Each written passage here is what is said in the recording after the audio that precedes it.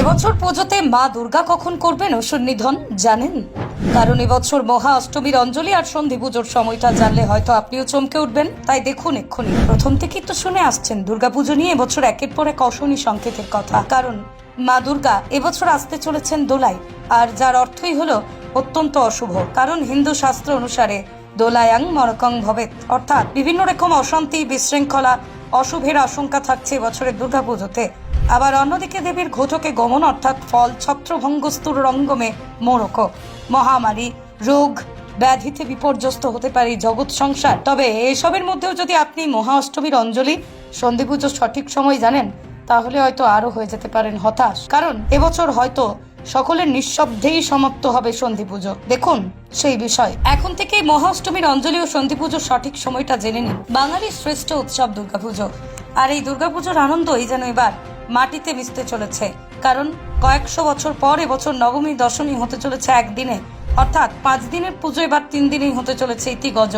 তবে যেহেতু দুর্গাপুজো, মহা অষ্টমী আর সন্ধি পুজো হচ্ছে সবচেয়ে শ্রেষ্ঠ, কারণ এই বিশেষ দিনেই মা দুর্গা বধ করেছিলেন অসুরকে, প্রতিষ্ঠা করেছিলেন সর্বত্র সদা সত্যের, আর সেই বিশেষ যোগটি হলো সন্ধি পুজো। আর এবার শুধু নবমীর দশমী নয়, বরং মহা অষ্টমী সন্ধি পুজোর সময় নিয়েও দেখা দিয়েছে নানা দ্বন্দ্ব। কারণ এবছর হিন্দু পঞ্জিকা মতে দুর্গা অষ্টমী হতে চলেছে আগামী 25শে আশ্বিন, ইংরেজির 11ই অক্টোবর শুক্রবার। আর যার পুজো থেকে অঞ্জলি দেওয়ার সময় থাকতে চলেছে 9টা 27 থেকে 8টা 29-এর মধ্যে।